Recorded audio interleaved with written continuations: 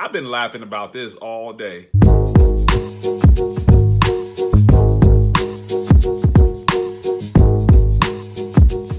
Welcome to the Rob Lett Show. I'm your host, Rob Lett. We call these segments Soapbox News. They're current events I felt compelled to get on my soapbox about, but it's also your chance to get on your soapbox in our comment section. Elon Musk and Twitter.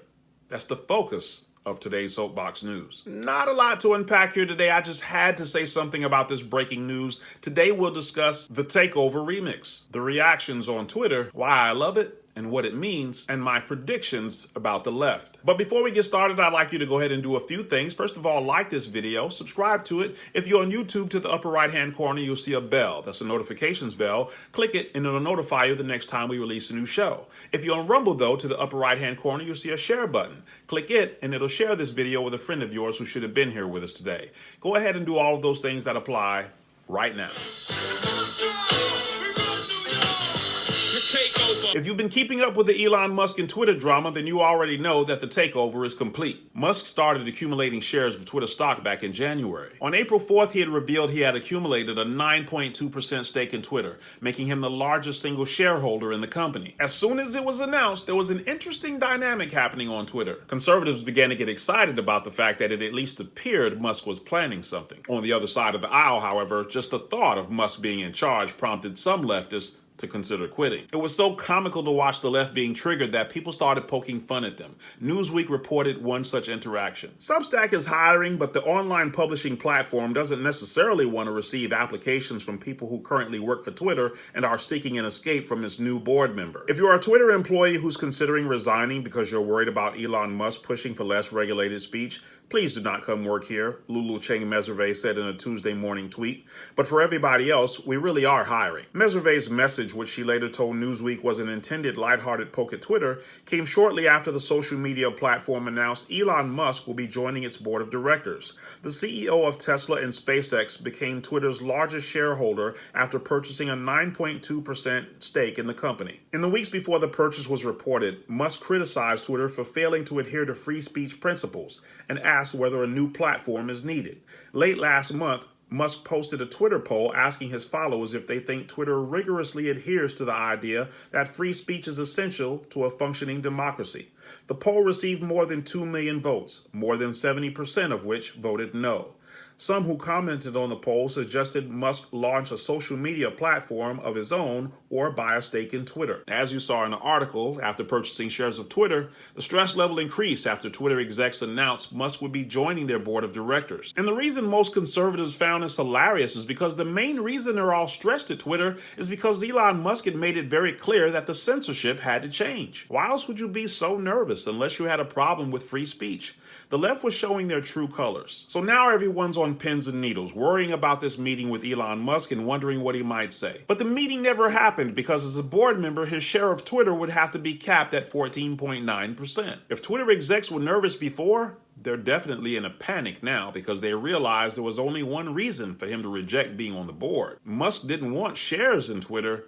He wanted to own Twitter. There's been some historic tension with the left and Musk. When Biden would talk about his push for electric vehicles, he'd purposely leave Tesla out of the conversation. He left Tesla out of the conversation because Biden is big on unions and Tesla is not unionized. The pressure was on Biden to say Tesla's name and quit playing politics. How can you not mention the dominance of Tesla in the electric vehicle market? How, Sway? In the fourth quarter of 2021, Tesla produced 300,000 electric vehicles. GM only produced 26. This is clear political bias. Musk was not pleased, and there was a series of tweets from Musk letting Biden know this. Before long, Tesla fans was even asking Biden to say Tesla's name in his speeches. The protest started small, and it grew to the point of taking out ads in Times Square. The pressure was on Biden to quit playing politics and finally say Tesla's name. Say my name, say my name. Eventually, Biden caved and finally acknowledged Tesla.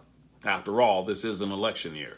Companies have announced investments totaling more than $200 billion in domestic manufacturing here in America. From iconic companies like GM and Ford building out new electric vehicle production to Tesla, our nation's largest electric vehicle manufacturer. But that didn't mean Musk wasn't still hated by a lot of Democrats. San Diego. Democratic San Diego Assemblywoman Lorena Gonzalez issued a strident response to Tesla's CEO Elon Musk's threat to relocate his company's headquarters out of California over coronavirus restrictions. F. Elon Musk, Gonzalez said in a tweet posted Saturday night. Her tweet came moments after Musk threatened to relocate the company's San Francisco Bay Area electric vehicle factory and headquarters. Musk said he would move Tesla's headquarters to Texas or Nevada immediately if county officials don't allow him to reopen his business. The CEO said he'll consider ending manufacturing activity at the Fremont factory depending on how Tesla is treated in the future. I had to give you this background so you can understand why the left was so in a panic about Elon Musk owning Twitter. In the Democrats' world, when they tell you to do something, you do it.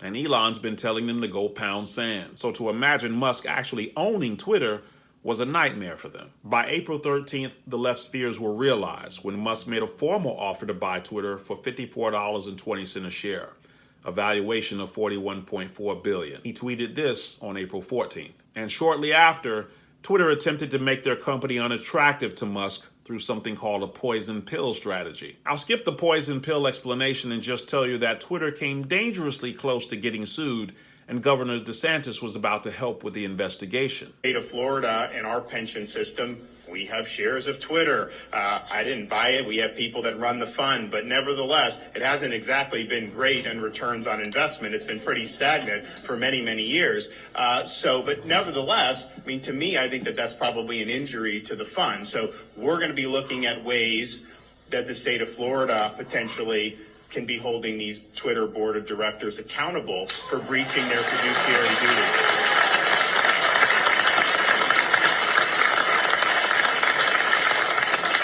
So stay tuned on that. The violins were playing. It was time to accept the inevitable.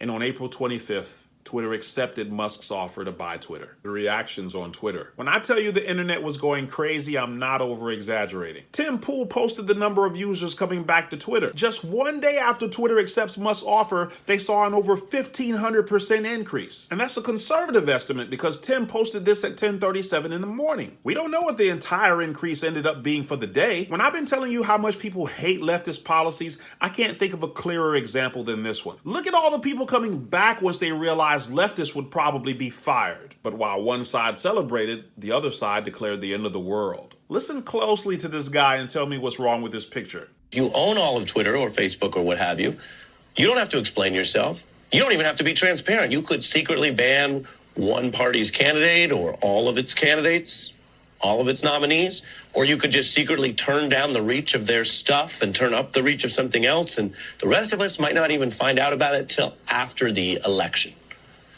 Elon Musk says this is all to help people because he is just a free speech, philosophically clear, open-minded helper. Is he really that clueless that he doesn't realize what he just said? I'm not even going to touch that one because we still got leftists running YouTube.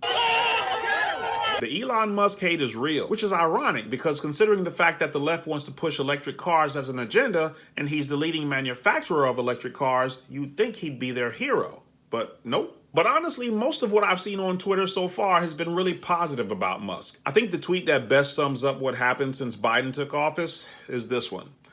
Yep, it's a bad time to be woke. Why I love it and what it means. I don't want to jump the gun here, so I'm not calling Elon Musk a hero. What I am saying, though, is this story mirrors a lot of stories about heroes. In every hero story, there are people being done wrong by some villain, and the people don't do anything about it because they lack the resources and power to combat the villain. Then comes the hero. In Batman's case, he's a billionaire and he's got special equipment. But more often than not in these stories, the heroes aren't billionaires. They're just people with special powers. Likewise, John Galt is a fictional character made popular by Ayn Rand in a book called Atlas Shrugged. Coincidentally, the hero, John Galt, is an inventor and somewhat of a philosopher. Elon Musk is an inventor and somewhat of a philosopher. John Galt's villain is a tyrannical government. Elon Musk's villain is a tyrannical government. Again, I'm not trying to make Elon the hero here. I'm just saying I can see why people would admire him because this stuff seems right out of the movies. I mean, he's even a rocket scientist, for crying out loud. I'm excited because I know how capitalism works. If you look at your phone right now, there's a good chance that your phone has a smooth face with a touch screen and everything. But you know what? The first phone like that was an iPhone. When iPhones first came out, people were amazed. We were like, how do you use it? Because phones back then had buttons. There was no swiping with your finger on a screen. Once entrepreneurs saw that people were crazy about this new technology, however, you'd be crazy to invent another phone with buttons. You'd be considered outdated. You'd be considered behind. Now, everyone has sleek-looking phones, all made by different companies. Likewise, pay attention to what's happening right now. If I asked you to name a conservative free speech social media platform, you'd be hard-pressed to name one because a few of them have tried. They just never got off the ground. They've mostly been startups, and startups are prone to failure. So nobody has shown proof of concept that this free speech thing is a big deal to customers yet. But watch what's happening to Twitter. Just the idea that Musk was going to transform Twitter made people want to invest in it. They didn't even know what Musk's plans for it was yet. They were just tired of being censored. Once he actually bought the company, on the morning of the first day, we saw a 1,500% increase in membership conservatively. Everyone knows what the real product is. The real product is free speech. And everyone knows the company won't go bust this time because it's funded by the richest man in America. Entrepreneurs are going to watch this closely. We all know Twitter was struggling to make money before. So let's summarize. With just the promise of free speech, Twitter's membership is now skyrocketing. The only thing entrepreneurs want to see now is whether the company can turn a profit. If it's successful, you won't be able to beat entrepreneurs away from free speech with a stick because there's big money in it. And the left will have a new problem as companies start creating free speech platforms of all types. In fact, you may see some companies try to rebrand themselves as they try to shed their censorship past in an effort to capture new revenue. This is what excites me. But I don't want to paint the picture like this is all going to be easy. Elon has a long road ahead of him. Dinesh D'Souza said it best in this tweet. Elon Musk should not forget he's buying a great building, but one that is overrun with termites. The termites are in the process of destroying the building. To save the building, Musk needs to get the termites out. Dinesh is so right. A lot of people will probably have to be fired before they get the message that there's a new sheriff in town. In the beginning, the programmers will probably think they can fly under the radar. They probably never worked for a CEO that's an actual rocket scientist, so this is going to take a while. I don't make predictions often, but sometimes the answers are just obvious to me. Go back and look at my video called Slow Down, Vernon Jones, We Don't Know You. I made that video last August, and I told y'all way back then that once the dust settled, conservatives weren't going to be all that excited about Vernon Jones. Well, it's 2022 now. And most of the voters in Georgia are like, Vernon who? I told you.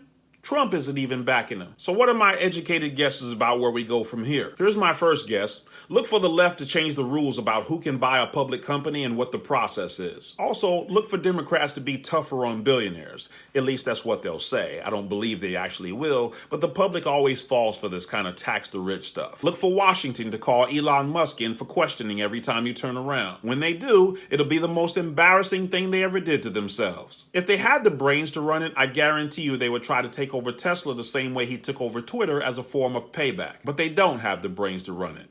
That's what fascism is. They want Elon to run it while the government tells him what to do. And he's always told them to go pound sand. Don't be surprised if you see companies in the distant future claiming to be for free speech just to get members and to build a brand for themselves, only to revert back to the same old censorship behaviors. It's going to take some time for the public to learn who to trust as these companies keep springing up. And those are my educated guesses for the future. Well, we'll never get it all, but in this episode, we unpacked the takeover. We explained Elon Musk's recent takeover of Twitter and why his recent run-ins with Democrats have made the takeover even more embarrassing to the left. The reactions on Twitter. We explained the divide down party lines, with conservatives celebrating the takeover and with leftists either leaving Twitter or staying and bad-mouthing Musk. The big picture is, with the midterms just 7 months away and Biden's poll numbers tanking, this is an awful time to be woke. These types of victories are just what the GOP need going into November. Why I love it and what it means. We explain why I love this story. I love this story because it sounds like something that would come right out of a movie. The triumph of good over evil. It's no secret that the government that's supposed to represent us